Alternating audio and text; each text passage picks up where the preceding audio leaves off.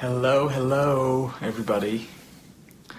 I wanted to share something that I experienced recently, and I thought it would be a good way to just make a quick video about it.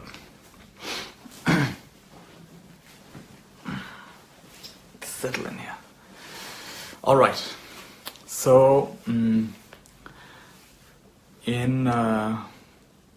November, I was invited to give a talk at a place called Mudanahalli, which is an hour south of Bangalore. South, I don't know whether it's south or north, but it's an hour from the Bangalore airport. And I've been invited by the Sathya Sai group to give a talk on his birthday celebrations. And I agreed to give that talk. It was a talk for hundreds of youth from all over the world. And when I got there, then I realized that there's a lot more to the story than I expected. So I'm actually putting my thoughts together as I'm sharing this. I'm just seeing what's the best way to share this experience. So maybe I'll backtrack a bit and then I'll come back to the story. So in 2007, when I was still a Buddhist monk, I had gone to visit many ashrams all over India, and I'd spent several days at each of these ashrams, and I'd gone with a couple of friends, another monk and also my friend Sunit. And we went and we stayed at many different ashrams, and one of the ashrams we stayed at was in Puttaparthi, which is the ashram of Sri Sathya Sai Baba, who was alive at the time. And I remember going there, and I remember having a very significant dream while I was there. It was a dream where it was revealed to me that every single perspective is internally consistent, is internally valid. And every person in this world sees the world through their lens, and it's true for them. You know, the way they see it, that's how the world appears to them. And specifically, I was shown how within us are different levels of consciousness. In India, these are called the chakras. And at each level of consciousness, each cluster of energy shows the world in a particular way. And depending on how clear and distorted it is, the world appears like that. So, in that dream, it was revealed to me that at every single chakra, the world appears different. Yatha drishti tatha shrishti, something I often say. The way you see it is the way you experience it. We also had darshan, which is the blessings of the teacher, Sri Sathya Sai Baba. He was already quite old at the time. And there was a very large crowd, so there were thousands of people, and we were sitting there, and I saw him in the distance.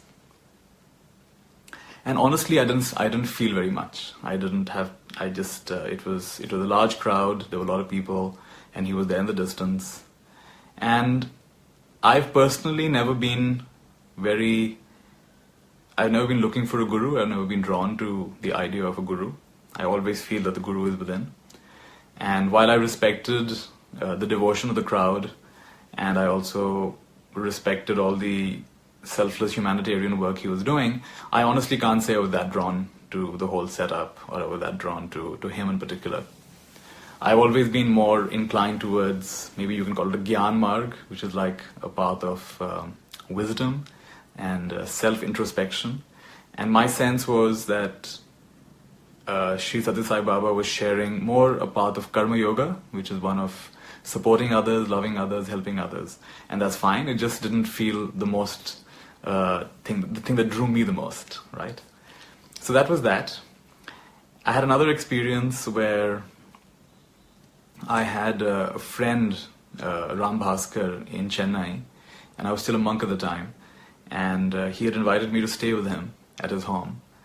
And if I remember correctly, his mother had a dream where she saw Sathya Sai Baba in her dream, and she kind of complained to him, "You're not coming to Chennai, you know, it's been so long you haven't come to Chennai, and I'm old, I can't come to see you in Puttaparthi."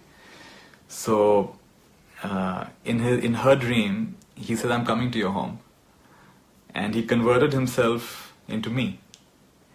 And the next day, or next 1 or 2 days later, I was at their home, and she was like, "Wow, you've come!" And he came to me in the dream, and he said he's going to come through you. So I found that quite fascinating. So since then, I've stayed at their home many times in Chennai. So anyway, coming back to the story, while I, from a distance, was watching all the things that Sri Sai Baba was doing, I can't say that I was particularly very personally drawn to him. I was personally much more drawn to the Buddha and to wisdom teachings like Sri Raman Maharshi and things.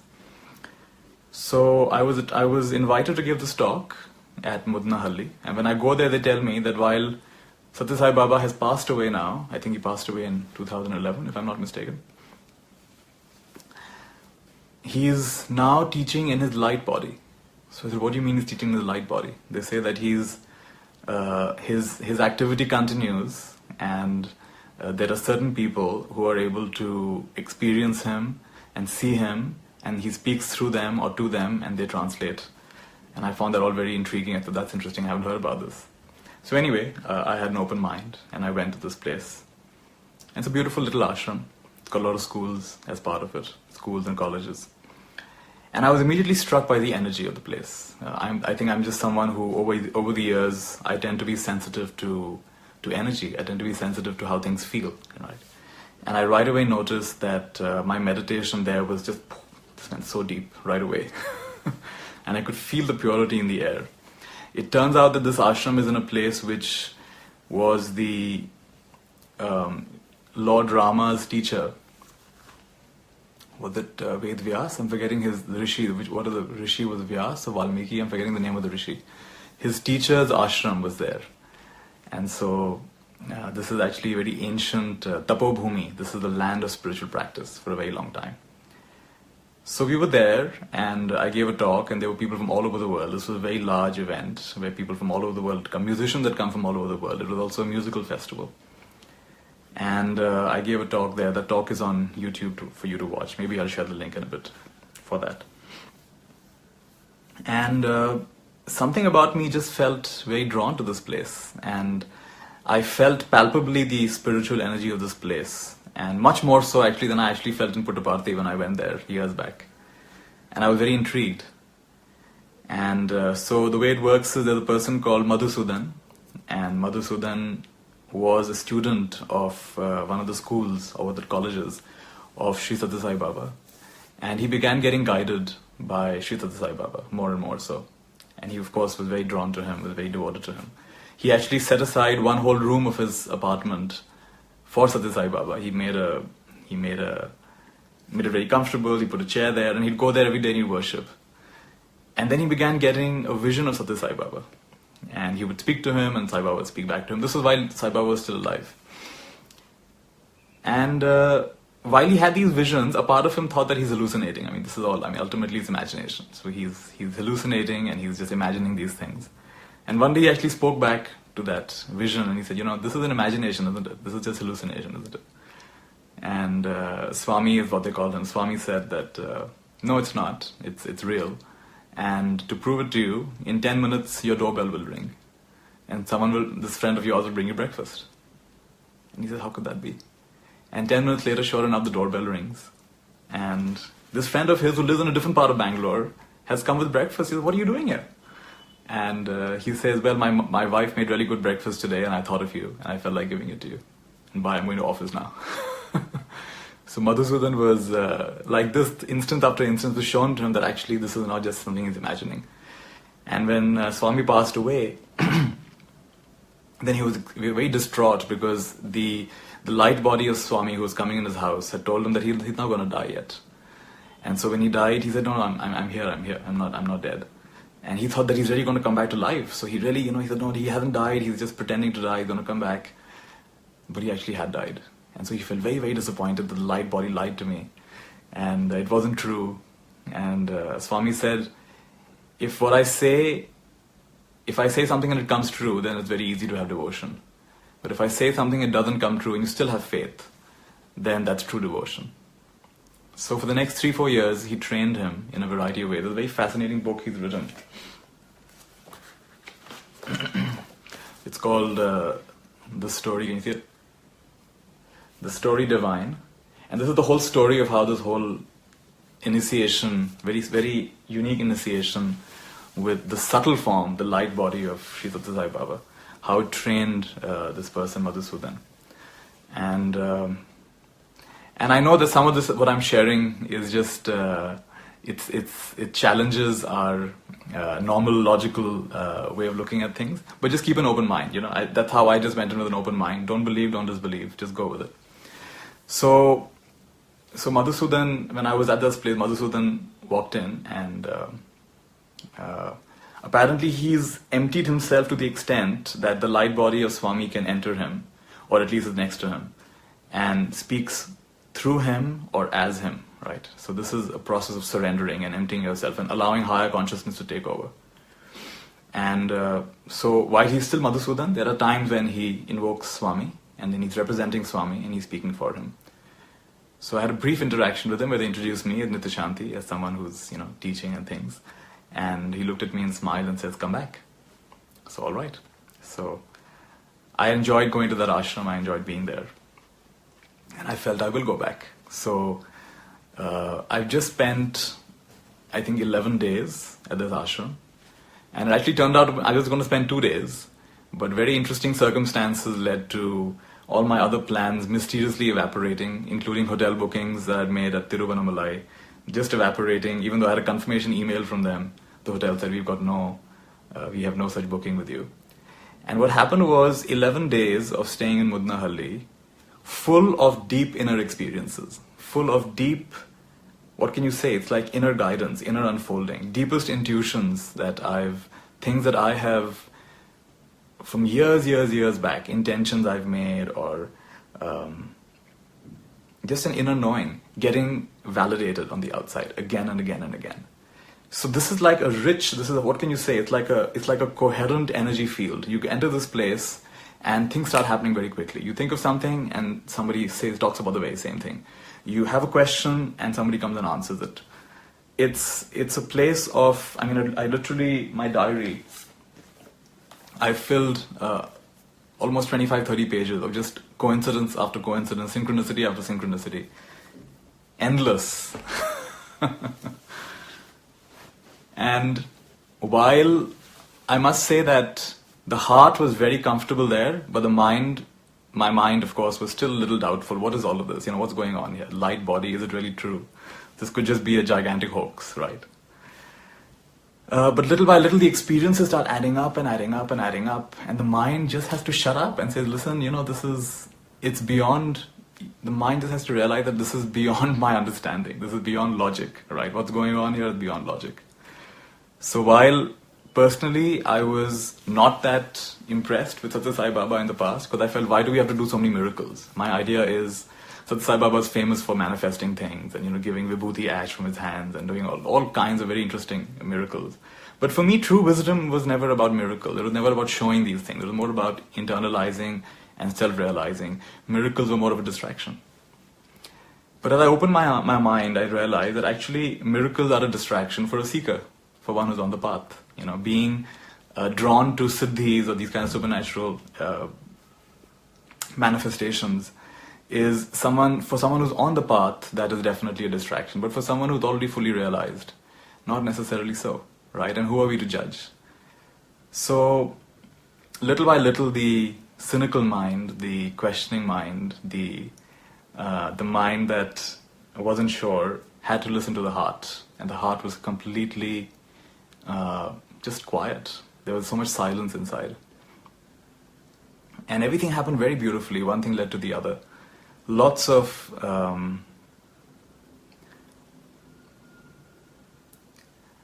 like everything I've known just kind of came together so beautifully, so simply. Just everything just sat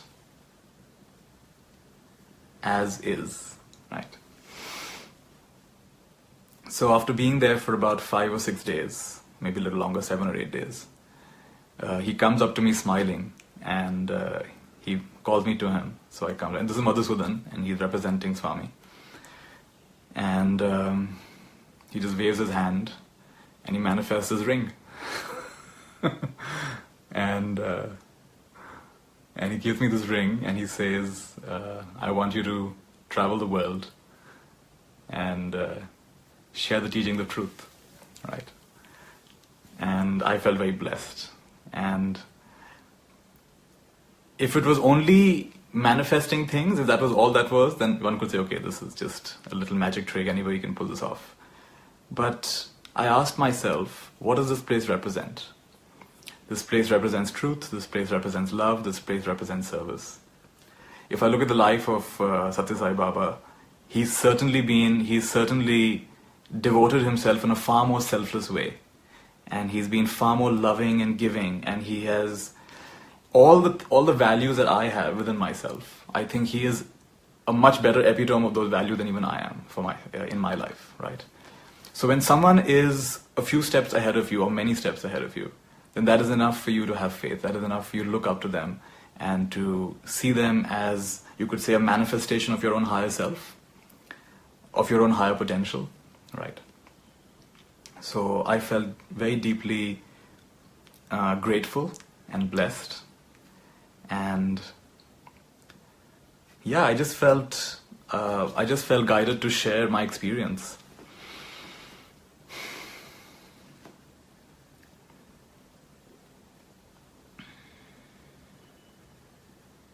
So it's beautiful when things happen uninvited. I was not looking for this. I was not expecting this. I was just doing my thing, doing my practice. But I feel a tremendous acceleration in my inner process, in my inner journey, and in the most unexpected way. I never considered myself a devotee of Sai Baba, either Shirdi Sai Baba or Sathya Sai Baba. I was never that interested. Yeah, I had respect from a distance, but not too much of interest. And maybe with Sathya Sai Baba, honestly, even had a little bit of skepticism. But these experiences are something that each one of us has to have for ourselves. These are things that you cannot, beyond a point, you can't explain these things. You can't argue these things. And I'm aware at present there is a kind of a division between the Sai devotees, because those at Puttaparthi believe that this whole Mudnahalli gang is a very, it's a big hoax. And they're talking about some light body. What is this light body? Anybody can come up with this. They have opened over 20 schools in the last 4 years, 2 hospitals. All of it is free of cost. They're feeding, I forget, it's 2 lakhs or 5 lakh children breakfast every single morning. If someone has to fool somebody, why would they make such a huge effort? Why would they make such a huge effort? Look at the work that's happening. So I'm very grateful that I got connected to this group. And I feel very privileged and honored that Swami has asked me to, spread his teachings all over the world, and I'm going to do my best to be involved with that and to be, really committed to that. What else can I share?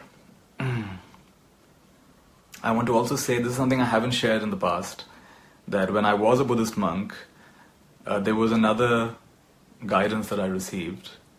A teacher called Avatar Babaji. Some of you may have read a book called Autobiography of a Yogi.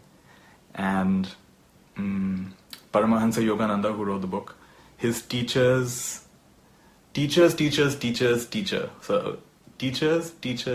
right. So there's Yukteswar Giri, Shri Yukteswar Giri, and Lahiri Mahashaya, and then Avatar Babaji. This is a teacher who is in a light body, right? And we actually do have, our physical body is there, and then there's subtler bodies. It's as you practice, you start realizing physical body is not the only body. We're not just made of matter, we're made of energy. We're not just made of energy, we're made of light. We're not just made of light, we're made of consciousness. It's all consciousness. So as our practice deepens, this stuff is not so esoteric anymore. It actually becomes quite real for us. So Avatar Babaji made his presence known to me in many ways. And he is the one who guided me to, it's time now to move out of the robes, out of the monastic life, and start doing work in the world. And I felt very guided by him and by many other subtle teachers. So I don't talk about this much because these are things that not everybody believes in or not everybody understands. But because I have that direct experience, I tend to be more open to the possibility that teachers can teach in ways apart from just a physical form, right? So that's been my experience. For those of you who don't know who Sathya Sai Baba is, this is what he looked like when he was alive. He gave me this picture this time. Yeah, so just feeling very blessed and feeling very grateful and feeling very guided. Have a minute of silence and see if something else is coming.